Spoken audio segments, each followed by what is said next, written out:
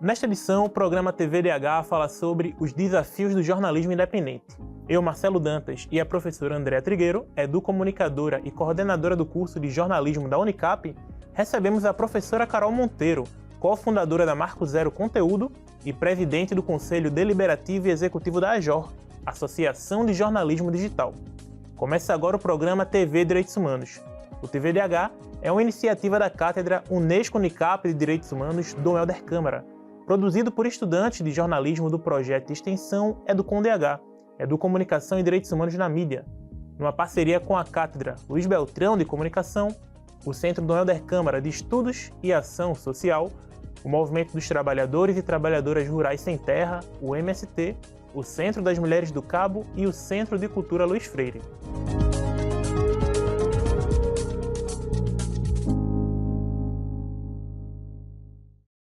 A diminuição da confiança da sociedade em relação ao jornalismo tradicional é um assunto que se repete em diferentes momentos da democracia brasileira. As Jornadas de Junho, uma série de protestos que ocorreram em 2013, mostraram essa descrença nas instituições e na mídia, dando espaço para que iniciativas independentes de comunicação conquistassem destaque no cenário nacional. A pandemia da Covid-19 e o isolamento social foi outro momento que modificou a forma com que nos relacionamos com as notícias. Em 2020, a pesquisa Digital News Report apontou um aumento no consumo de jornalismo digital no mundo, seja pela qualidade da informação ou por se identificar com algum profissional em específico.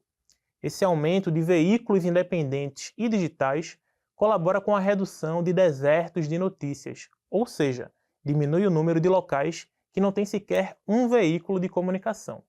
No Brasil, de 2022 para 2023, foram registradas 575 iniciativas nativas digitais, como indica a 6ª edição do Atlas da Notícia. Em tempos onde a democracia e as informações são colocadas constantemente em xeque, qual a importância e quais são os desafios do jornalismo independente? Andréa Trigueiro, Carol Monteiro, muito obrigado por estarem aqui com a gente falando sobre comunicação, sobre jornalismo e sobre direitos humanos. Obrigada a você pelo convite. E eu sempre gosto de conversar, sempre a gente coloca assim, né? Carol Monteiro é isso, Andréa Trigueiro é aquilo, mas eu sempre acho muito legítimo vocês também se apresentarem para quem está nos acompanhando. Carol, por favor. Então, gente, reforçando, né, o agradecimento pelo convite, sou realmente fã do programa. Eu sou Carol Monteiro, sou jornalista, sou professora de jornalismo e atualmente também diretora da Escola de Comunicação da Unicap. E sou fundadora da Marco Zero Conteúdo, que, para quem não conhece, é um coletivo de jornalismo independente investigativo aqui no Recife. E atualmente também ocupo a presidência do Conselho Deliberativo e Executivo da AJOR, que é uma associação que nasceu em 2021 e que hoje já reúne 141 organizações de jornalismo independente de todas as regiões do Brasil. Professora Andréa, por favor. Além do que você já disse, né? Eu sou também integrante do Centro das Mulheres do Cabo, que é uma ONG feminista, que há 40 anos defende os direitos das mulheres, e gosto também de fazer um pouco da minha própria audiodescrição. Então, sou uma mulher branca, de cabelos curtos, sou baixinha, estou usando uma camiseta azul com colar colorido e uma calça preta. E para mim é um orgulho, uma alegria estar aqui discutindo esse assunto, recebendo Carol e podendo conversar sobre um tema que é tão importante para a gente. Maravilha. E a gente pegando o título, né, Os Desafios do Jornalismo Independente, estava até conversando com a professora Carol um pouco antes, que tem um assunto que acaba precedendo isso, né, que é o que danado é jornalismo independente para quem não é jornalista, né? Carol, você como uma professora, como educadora, pode estar nos explicando um pouco melhor? Boa. Então, Marcelo, a gente tomou emprestado esse adjetivo, né, independente, né, esse qualificador para nomear o jornalismo que é feito fora dos grandes grupos de comunicação. Assim como a gente fala, por exemplo, do cinema independente, que seria o cinema feito fora dos grandes estúdios, ou a música independente também, né, fora das grandes gravadoras, a gente tem um conjunto de organizações jornalísticas que nascem, em sua maioria, né, no ambiente digital e que também não pertencem a grandes grupos de comunicação. E aí é nesse sentido, né, a ideia de independência desses veículos, né. Professora, você também que trabalha muito com a perspectiva de um jornalismo e de uma comunicação comunitária e alternativa, há sintonia nesse sentido com o jornalismo independente? Sem dúvida, a gente poderia dizer que, de um lado, a gente tem os grandes veículos, né, os veículos de massa, como as pessoas conhecem, tem emissoras de TV, emissoras de rádio, jornal, e de um outro lado a gente tem outras formas de organizar essa comunicação, seja na área comunitária, nas periferias, rádios comunitárias e jornais de bairro, etc. E no jornalismo independente, não é? Que, na verdade, o jornalismo independente deveria ser todo o jornalismo. Nós deveríamos ter um jornalismo independente, que tivesse uma independência do poder econômico, a independência do poder político, e que a gente pudesse fazer o nosso trabalho sem ingerências dessa natureza, independente nesse aspecto, autônomo, né? Sem precisar prestar nenhum tipo de contas, digamos assim, a nenhum patrocinador, alguma publicidade que venha a correr nesses veículos. Então, o campo do jornalismo independente dialoga muito porque com esse outro lado, vamos dizer assim, porque traz temas, traz pautas, traz abordagens, recortes bastante próprios, diferentes do que comumente a gente costuma ver nos grandes veículos. Então, são veículos, vamos dizer, à parte dessa grande massa, mas que traz temas que nem sempre são abordados e às vezes traz até temas que são abordados, mas numa outra perspectiva, com outros porta-vozes, com outras representações que não apenas aquela fala oficial que normalmente a gente vê nos veículos de massa. Então, dialoga bastante porque é uma proposta para enfrentar até essa hegemonia, né, desses grandes veículos que a gente conhece. E outra coisa que eu acho importante ressaltar, Marcelo, é que a gente precisa colocar esse independente, principalmente num cenário como o cenário brasileiro, em que tem uma das maiores concentrações de mídia do mundo, né? Então, uma pesquisa, né, recente do Repórter Sem Fronteiras e do coletivo Intervozes coloca o Brasil como o pior país em cenário de concentração de mídia entre os 12 países em desenvolvimento que foram analisados, né? Só para você ter uma ideia, a gente tem, eles analisaram 50, né, veículos de maior audiência no Brasil, incluindo TV, rádio, impresso e digital. E desses 50 veículos de maior audiência, 26 pertencem a grupos de comunicação. E desses 26, metade deles pertence a 5 grandes grupos de comunicação, que são as famílias, né, que a gente costuma dizer no Brasil, que 5 famílias praticamente controlam tudo que a gente ouve, lê, né, e assiste através da mídia. Então, essa é uma situação bem, bem séria que essa pesquisa mostra. Mostra também que entre esses grupos, todos são proprietários de mais de um meio, né, de mais de um veículo, então isso termina configurando um cenário de propriedade cruzada de meios de comunicação. E também são empresários de outros setores, né, econômicos. Então, tem gente ligada a agronegócio, tem gente ligada a finanças, tem gente ligada a grupos educacionais, tem gente ligada a grupos religiosos, né? Então, por isso que, num cenário de tanta concentração de mídia, é importante a gente pontuar, né, a gente se colocar dentro dessa perspectiva de ser independente de toda essa mídia concentrada, né, que a gente tem historicamente no Brasil, né? E é interessante essa perspectiva porque a gente tem, desde a escola, né, quando a gente vai começar ali nas aulas de história, a gente tem escrito que a mídia, que o jornalismo, ela é tida como um outro poder, né? É um quarto poder, e hoje a gente tem, professor André, um pouco dessa modificação dessa relação com esse novo que não é tão novo assim, né, mas que está cada vez mais dinamizado pelas questões digitais, que é o jornalismo independente? Sem dúvida, mas a concentração ainda é muito grande. Isso é um sintoma, inclusive, de que a nossa democracia ela é frágil, porque quanto mais concentração de mídia, menos participação democrática nos veículos, menos representação, menos pluralidade, e fora que os donos também são políticos, né? A gente tem muitos donos de emissoras de rádio e TV, principalmente, que têm carreira política. E aí fica complicado, porque eles legislam em causa própria, muitas vezes, né? Então, o cenário do jornalismo independente é um lugar de resistência também, é um lugar do direito à comunicação, daquela forma participativa como a gente conhece, onde as pessoas são envolvidas na produção, não são meras fontes, meros personagens nas matérias, né? A relação é muito imbricada, realmente. E essa conversa é boa que já vai introduzindo a gente para a matéria que vai nos acompanhar no segundo bloco, e a gente volta já já com a matéria de Thales Alencar.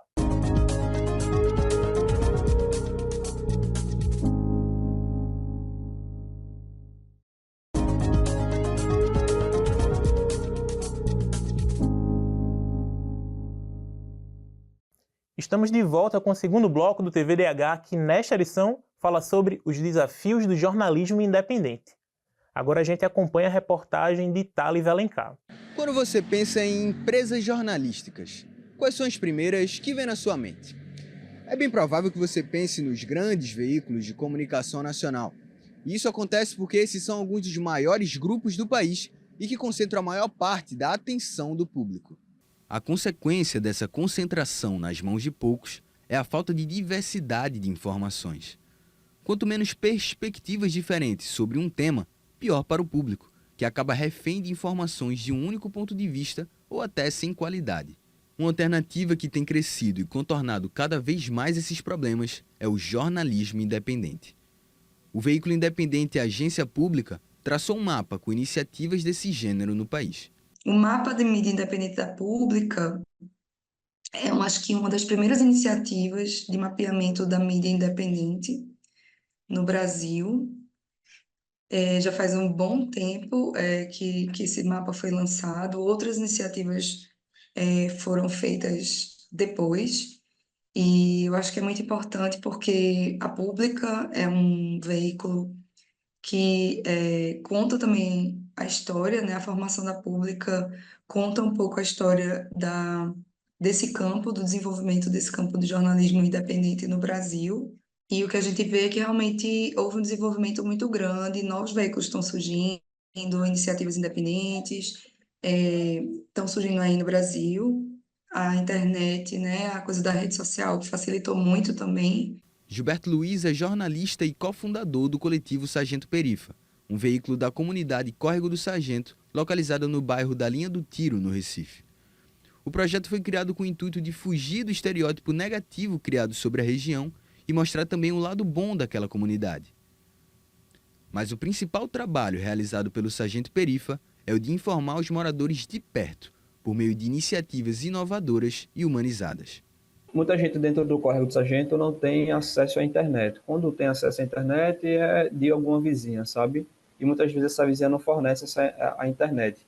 E aí a gente, pensando nisso, a gente sempre noticia as coisas. Quando a gente tem alguma ação, por exemplo, amanhã vai ter a Páscoa do Perifa, a gente vai distribuir chocolate dentro da comunidade.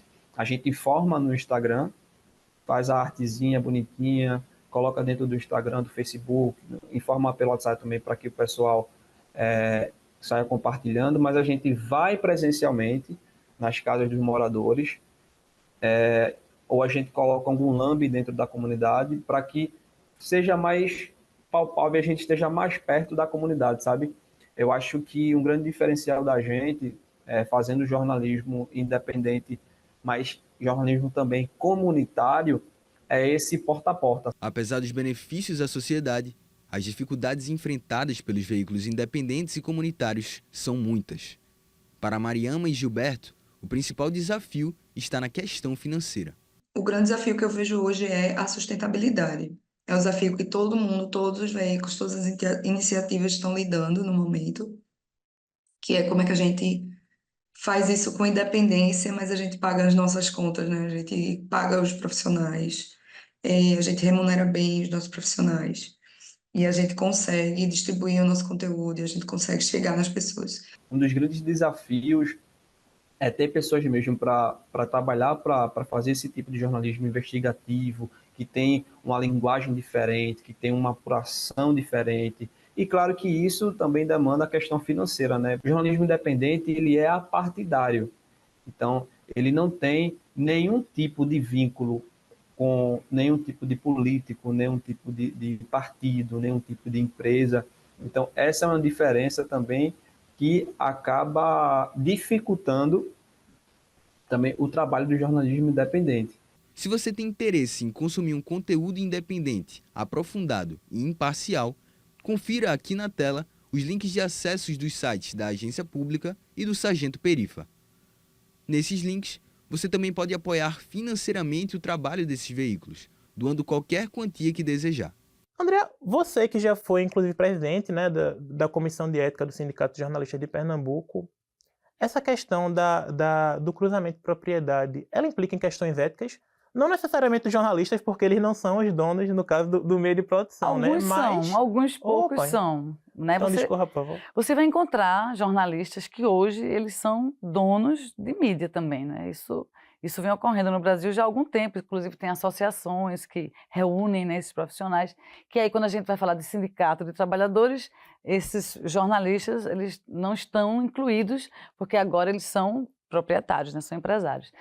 Em relação à propriedade cruzada, no Brasil não é permitido, a Constituição diz explicitamente que isso aí não é permitido.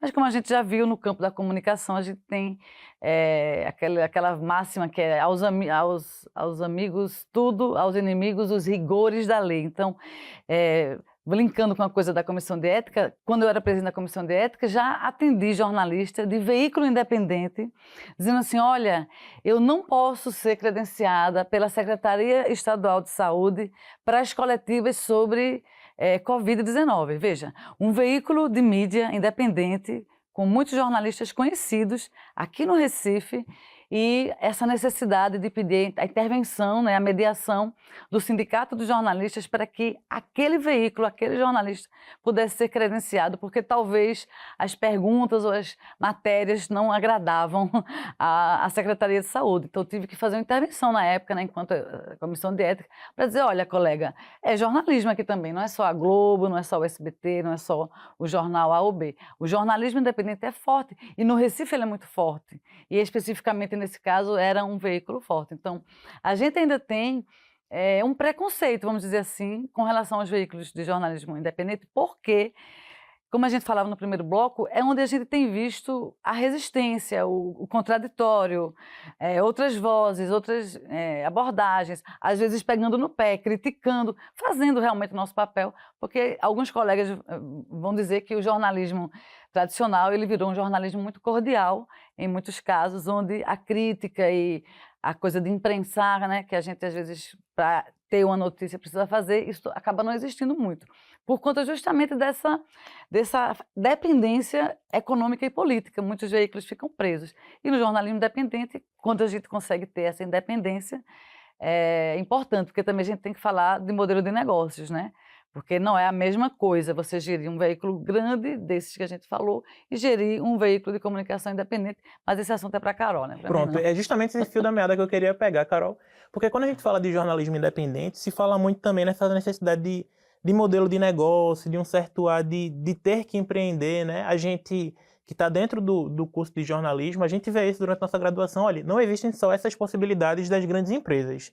Tem essas outras alternativas e é importante que vocês tenham uma noção de administração, tenham uma noção de inscrever projetos para editais.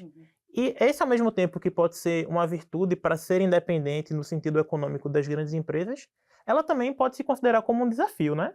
Queria que você nos dissesse um pouco mais. Desafio muito grande. Inclusive, a Andréa tocou num ponto, e aí eu vou puxar um pouco da resposta dela para À poder vontade. entrar na sua pergunta. A Andréa falou dessa questão da propriedade, né, dos meios, que geralmente ela não pertence aos jornalistas que trabalham. Isso na mídia independente é diferente, né? Na verdade, nós que fundamos a Marco Zero, somos 7 jornalistas que fundamos a Marco Zero, nós somos proprietários, né? Somos donos, né? É uma associação sem fins lucrativos, é uma ONG, né? Funciona nos moldes de uma ONG, mas a gente tem nesse ecossistema de mídia independente essa característica em que os fundadores, os donos dos veículos são também os seus gestores, muitas vezes são equipes muito pequenas, consequentemente são os editores, são até os repórteres, né? A gente tem fundadores da Marco Zero que fazem reportagem e tudo mais. Então, assim, é esse papel, né? O problema não é a propriedade, né, do meio, ter ou não a propriedade do meio. Inclusive, quando a gente pensou na necessidade da AJO, né, de uma associação, né, de jornalismo digital, procuramos consultoria com o professor Rosenthal Calmon Alves, que é um brasileiro professor da Universidade do Texas, e aí quando a gente trouxe para ele essa necessidade de criar uma associação, uma das primeiras coisas que ele disse para a gente foi assim, vocês estão sabendo que é uma associação patronal, né? E aí, num primeiro momento, aquela palavra assim, patronal, deixou a gente muito assustado, porque não queria ser associado ao patrão dentro daquela conotação negativa, né, de precarização do trabalho, de exploração do trabalho, ou de censura, realmente, né, do que pode e do que não pode ser falado. Mas depois de um tempo, assim, respiramos e aceitamos essa condição de que, sim, somos patrões e patroas nesse sentido, de sermos os proprietários dos veículos, mas a gente acredita que tem e pratica no dia a dia formas diferentes de lidar com o trabalho, de lidar com a prática do jornalismo, de lidar, inclusive, também com os modelos de negócios, né? Por exemplo, eu falei agora há pouco, a Marco Zero é uma associação sem fins lucrativos. né. Então, por exemplo, o que é que isso quer dizer na prática? Não significa que a gente trabalha de forma voluntária, não significa que ninguém não é remunerado. Muito pelo contrário, né, a gente tenta remunerar o trabalho das pessoas, a gente, persegue isso para que remunere-se bem, para que os trabalhadores e trabalhadoras elas tenham condições de trabalho. Ser uma associação sem fins lucrativos significa que a gente precisa captar recurso, né, para poder pagar as contas, para pagar salário, para manter e para poder produzir as histórias, né, que a gente conta, o jornalismo que a gente faz. E se a gente, no momento em que equilibrar receitas e despesas, o que sobrar, né, que nas empresas com fins lucrativos é chamado de lucro, nas sem fins lucrativos é chamado de superávit, esse superávit ele não pode ser distribuído para os proprietários, ele não pode ser dividido entre, por exemplo, os 7 fundadores da Marco Zero. Por estatuto, a gente tem que, obrigatoriamente, reinvestir na produção do conteúdo. Então significa que quanto mais recurso a gente arrecadar, melhor a gente vai poder, pagar, mais histórias a gente vai poder fazer, porque a gente sabe que esse jornalismo investigativo, em profundidade, ele custa caro, né, às vezes precisa de deslocamentos, né, de viagens. São profissionais experientes, né, que a gente precisa, ter nas nossas equipes. Então, assim, não significa que a gente quer trabalhar no vermelho, nem que a gente não quer ser bem remunerado. Significa que a gente tem que reinvestir tudo na Marco Zero, né. Então essa é uma questão também que demarca essa figura, né, das organizações jornalísticas sem fins lucrativos, que são características do jornalismo independente, né. No jornalismo independente também tem organizações com fins lucrativos, né, não é exclusivo para sem fins lucrativos, mas é uma característica também desse novo ecossistema de mídia, a existência desse tipo de empresa que tem uma figura jurídica, inclusive, diferente do que as figuras jurídicas da mídia tradicional. Então, nesse segundo bloco, a gente teve uma verdadeira aula, né, de caminhos possíveis para a gente estar podendo abrir esses novos jornalismos, né, que são cada vez mais necessários. E no próximo bloco a gente vai escutar o que é que as ruas acham, se elas consomem ou não consomem, Carol, o jornalismo independente. A gente volta já já com Cecília Bello.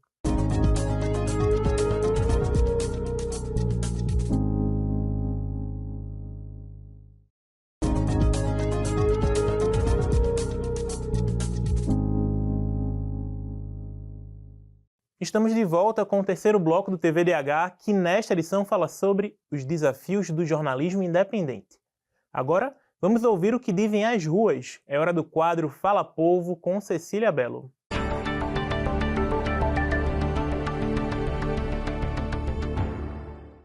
É provável que em sua vida você já tenha assistido a um telejornal, ouvido noticiário ou lido notícias em jornais impressos.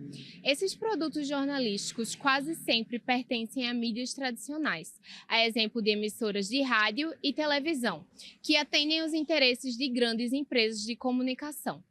Mas existe uma outra forma de pensar, fazer e veicular notícias, sobretudo em mídias alternativas. O TVDH foi então às ruas para saber: você consome jornalismo independente? Na era, né, da internet, muitos vídeos, eu, por estar mais na rua, eu tenho mais acesso a esse tipo de jornalismo. Aí eu vou lá no YouTube, pesquiso alguma coisa e aí eu fico sabendo na hora.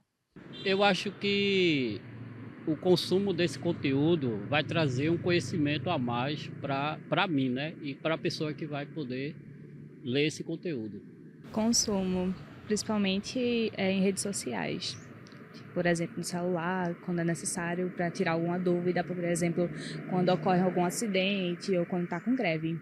Sim, eu consumo jornalismo independente, tanto não só independente, como também de outras emissoras, e é importante, sim, levar conhecimento às outras pessoas, porque tem muita desinformação, e o jornalismo serve para isso, informar qualquer pessoa que precise de informação básica. Não, na verdade, eu não busco muito. É bem difícil eu ir atrás disso, sendo bem sincera.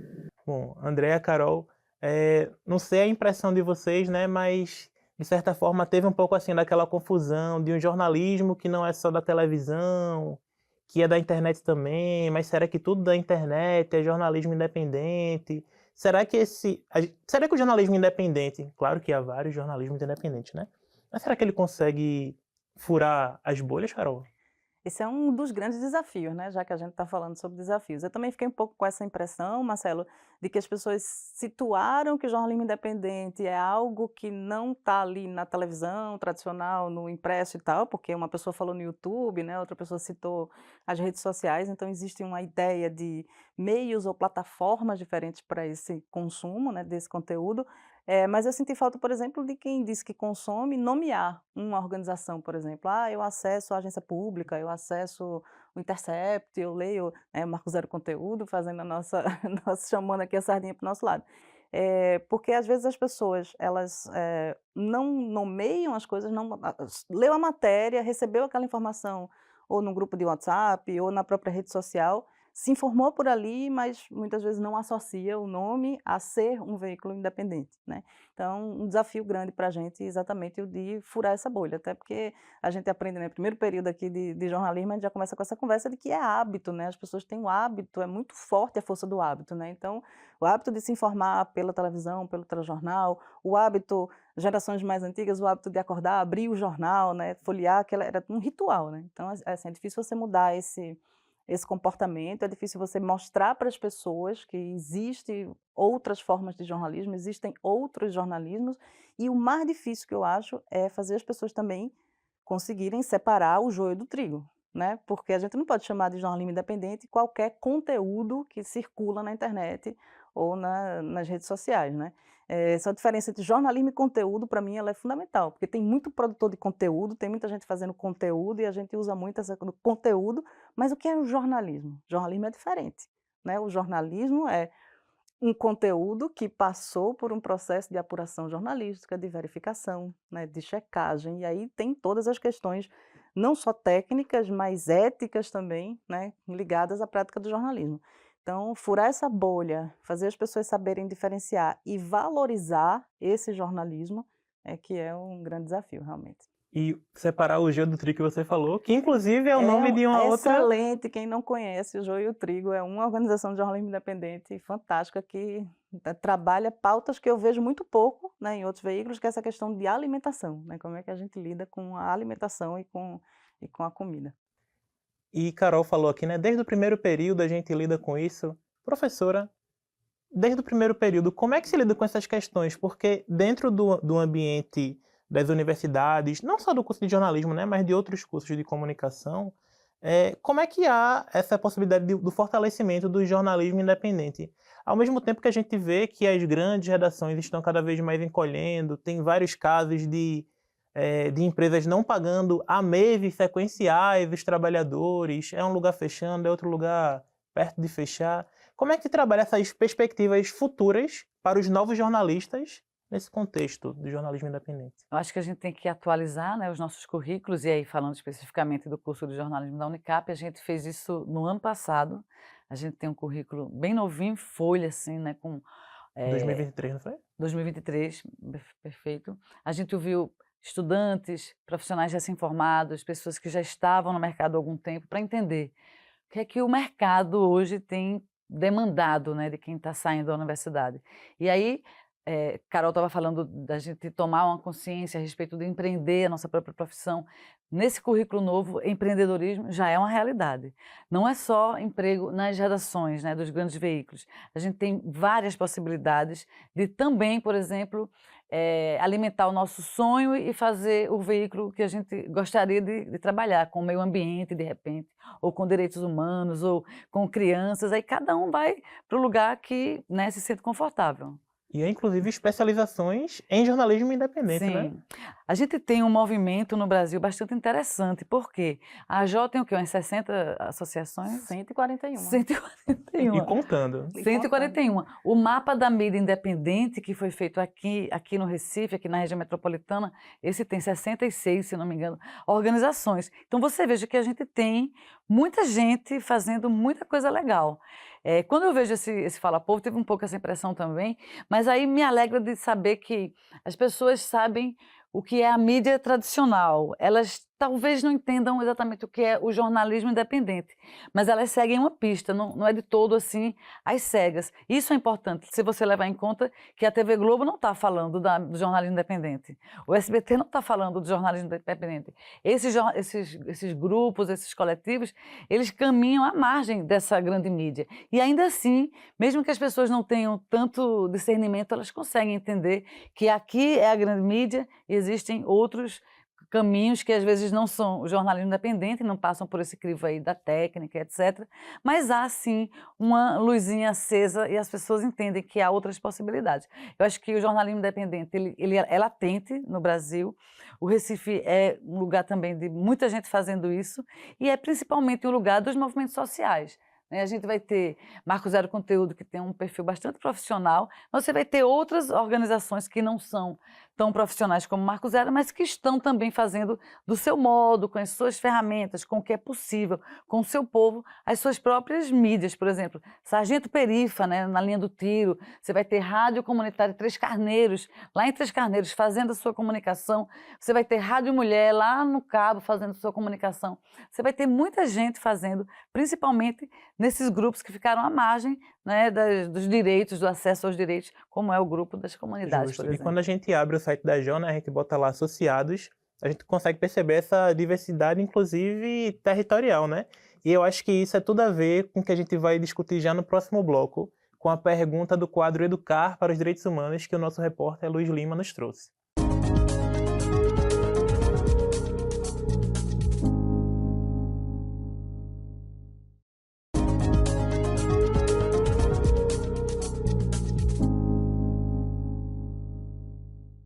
Estamos de volta com o quarto bloco do TV Direitos Humanos, que nesta edição tem como tema os desafios do jornalismo independente.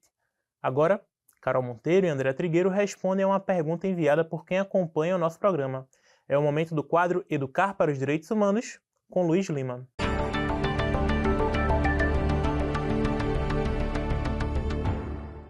Um dos princípios do jornalismo é o compromisso social de informar e comunicar o que for de interesse da população. Nos últimos tempos, com o mundo cada vez mais conectado digitalmente, surge a preocupação de transmitir a informação a povos mais afastados, como os de zonas rurais e de matas fechadas, quase sempre com pouca ou nenhuma conexão digital. O jornalismo independente tem um importante papel social de democratização ao acesso à informação para essas populações.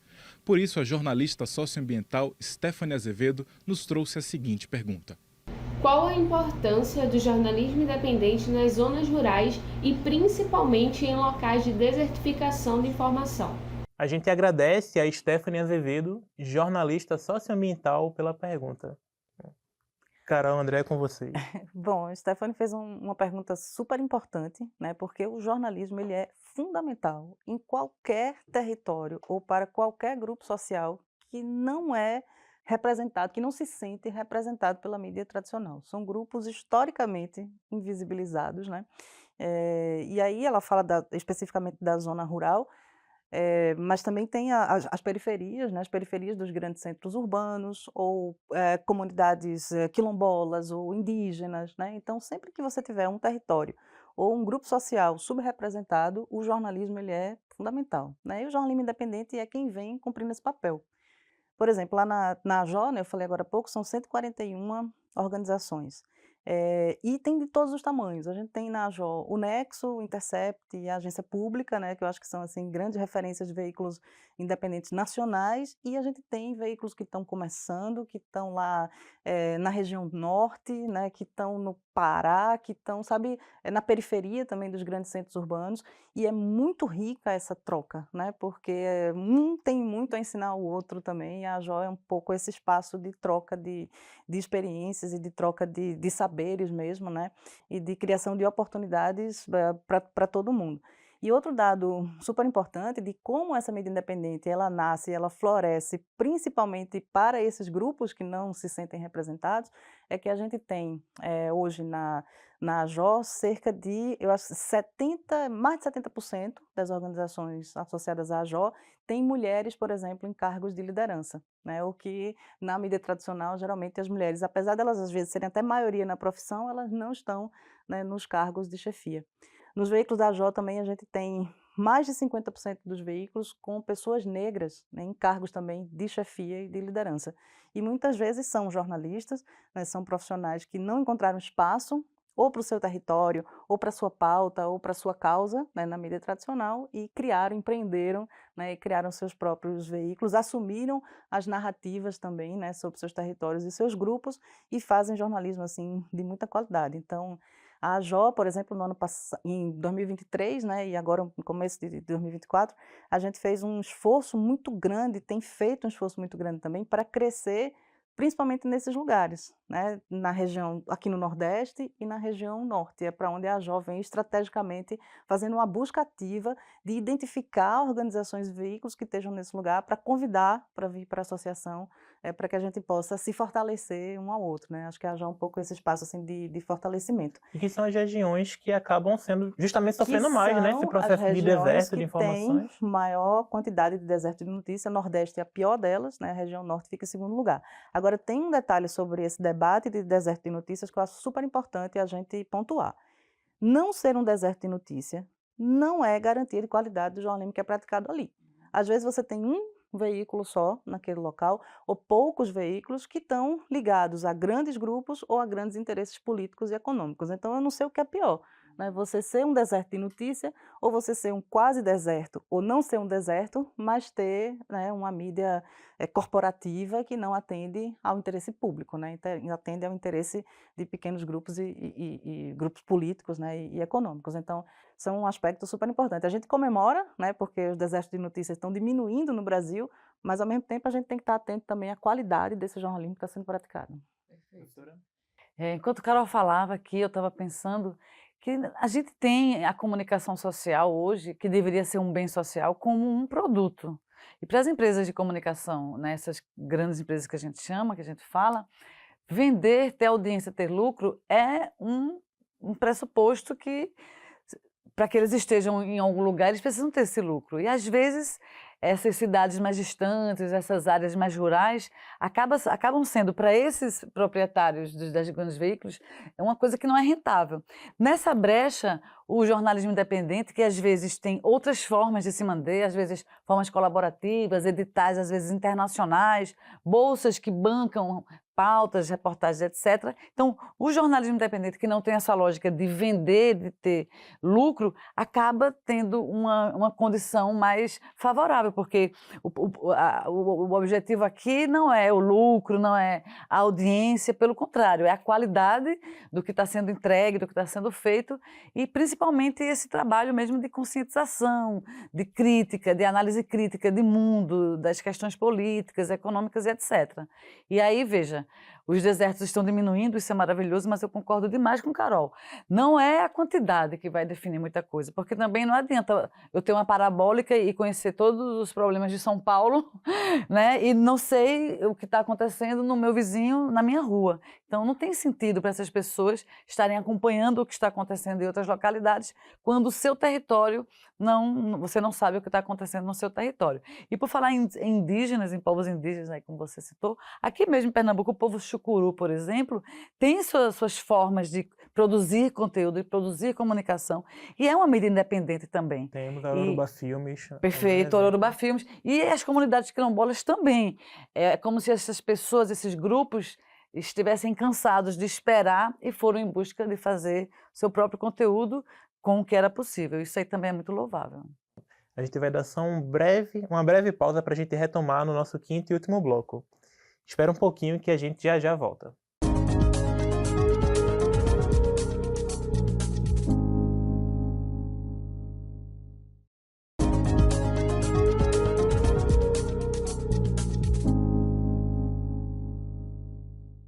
Chegamos ao quinto e último bloco do programa TVDH, que nesta edição fala sobre os desafios do jornalismo independente. Para isso, contamos com a presença da professora Andréa Trigueiro, educomunicadora e coordenadora do curso de jornalismo da Unicap, e da professora Carol Monteiro, cofundadora da Marco Zero Conteúdo e presidente do Conselho Deliberativo e Executivo da AJOR, Associação de Jornalismo Digital. Gente, eu gosto de pegar esse finalzinho também e perguntar, e aí, como é que a gente continua tendo acesso a essa informação, tendo acesso a esse discurso? Tem um artigo, um site, um vídeo, um programa que a gente possa acessar para continuar com esse tema? Marcelo, eu acho que o site da AJO é uma boa fonte, assim, para entender o que é a associação, quais Como é o são site da JO? www.ajo.org.br. Então, para entender o que é a associação, quais são assim, as áreas de atuação da associação, porque ela nasce de interesses assim, muito importantes, muito urgentes, né, dessas organizações de jornalismo independente. Então, trabalha, por exemplo, na promoção da defesa, assim, na promoção e defesa dos direitos humanos e na defesa do próprio jornalismo, né, trabalha na questão do empreendedorismo e também na diversidade, né, exatamente para garantir esse ambiente assim, mais plural, né, de prática do jornalismo. Então, o site da AJ tem muito conteúdo, tem estudos, inclusive, porque a gente tem entendido essa importância da pesquisa e de também ser uma instância de coleta de dados. Então, a AJ tem feito pesquisas, por exemplo, a gente fez uma pesquisa sobre o ecossistema de mídia na região do Mato Piba e na Amazônia Legal. Então, tem muitos dados sobre jornalismo praticado nessas regiões, e a gente está entendendo que a gente precisa também, como associação, coletar dados, inclusive para fundamentar o que hoje é a grande pauta da AJO, que é a criação de políticas públicas de fomento ao jornalismo no Brasil, sabe? Então, lá dá para saber quem são as associadas, então entender um monte de, assim, quem é esse jornalismo independente e inovador que está sendo feito no Brasil. Eu acho que é um bom ponto de partida, e lá também tem os estudos, né, conduzidos pela AJO e pelas associadas. Eu sugiro que as pessoas procurem o mapa da mídia independente. Foi um trabalho da Marco Zero Conteúdo Também, e boa. outras organizações. Para quem está no Recife e região metropolitana, ver, por exemplo, quem está perto de mim, de quem eu poderia me aproximar, ou qual organismo ali eu poderia fortalecer. Porque o jornalismo independente, ele fortalece grupos e grupos sociais vulnerabilizados e até escanteados, eu diria, de boa parte da mídia. Então, o mapa da mídia independente é um lugar maravilhoso, e eu também sugeriria que conhecessem mais de perto o Marco Zero Conteúdo, a agência pública, o Nexo Jornal, outras formas de jornalismo que não apenas esses que a gente conhece. Dá lá uma gugada, dá uma lida, dá uma olhada, vê se aquilo faz sentido, se aquilo, né, reverbera aí na sua mente, no seu coração, porque a gente precisa sair dessa caixinha e experimentar outras possibilidades, porque a gente fica muito bitolado aos veículos já tradicionais ou aquilo que se apresenta para a gente. Então a gente precisa buscar outras formas, até para entender o papel desse jornalismo independente, como a gente pode apoiar ele. Carol estava falando no intervalo, nós brasileiros não temos o hábito de financiar a comunicação, né? A BBC de Londres, por exemplo, o cidadão inglês, ele contribui, se ele quiser, óbvio, né, na conta de energia, com alguns centavos, para que aquele espaço seja fortalecido. A gente não faz isso aqui no Brasil, a gente não tem essa cultura.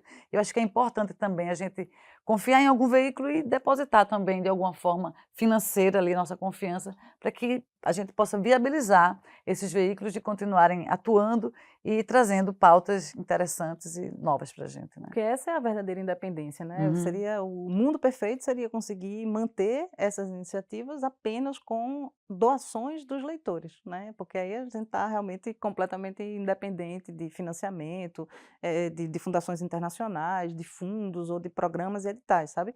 Então essa é a verdadeira independência almejada, né? Que as pessoas realmente assinem, né? Doem e apoiem. Muitas vezes, nesses veículos independentes, quando a gente fala assine a Marco Zero Conteúdo, não significa que você vai pagar um valor para ter acesso a um conteúdo. O conteúdo é livre, ele é aberto, porque a gente acredita que a informação ela tem que ser democrática e todo mundo tem que ter acesso ao nosso conteúdo. Mas a gente pede e reforça assim, que as pessoas que se sentem representadas pelo conteúdo que a gente faz, que acreditam no jornalismo que a gente defenda, que essas pessoas financiem. Com pouco, R$ 10, R$ 15 por mês, para algumas pessoas isso é muito, então para essas pessoas o conteúdo é e sempre será gratuito, mas para quem pode, né, doar uma contribuição mensal ou fazer uma contribuição única, mas de alguma forma você fortalecer, financiar, né, e bancar, de certa forma, esse jornalismo que você acredita, que você defende, que você se sente assim representado. Agora, André falou aí mais uma dica, que é o mapa da mídia independente da Marco Zero, mas tem uma newsletter que se chama Cajueira, que é uma newsletter que faz uma curadoria de jornalismo independente no Nordeste.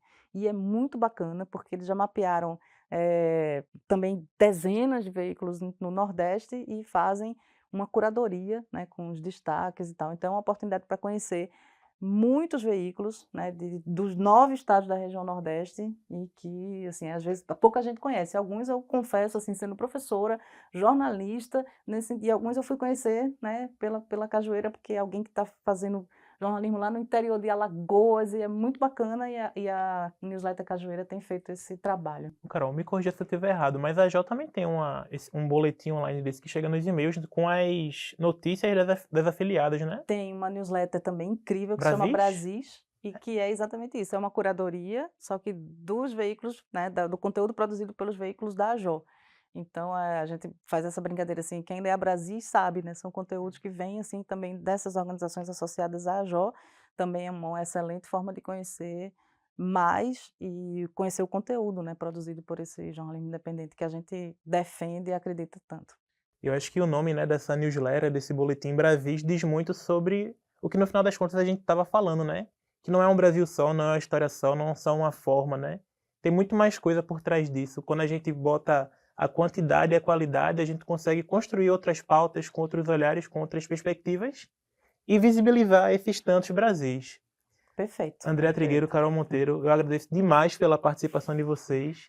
E como eu sempre digo isso, mas não é balela. Já estamos montando futuras pautas sobre temas relacionados. Eu que agradeço, Marcelo. Um prazer enorme estar aqui falando sobre isso com vocês. Legal demais, Marcelo. Obrigada pelo papo. Andréa, né, pela companhia, pela parceria de sempre. É um prazer.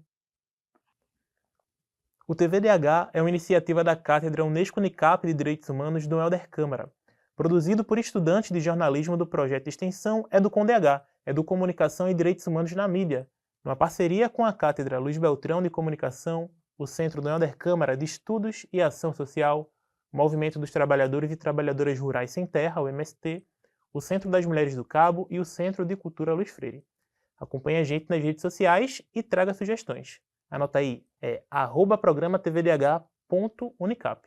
Estamos também no YouTube, nos canais Jornalismo Unicap e Cátedra do Helder. Lá você encontra outras edições do programa, sempre com o tema dos direitos humanos. A gente agradece pela companhia, sigam as nossas sugestões, pesquisem, assinem e divulguem o jornalismo independente. Até a próxima!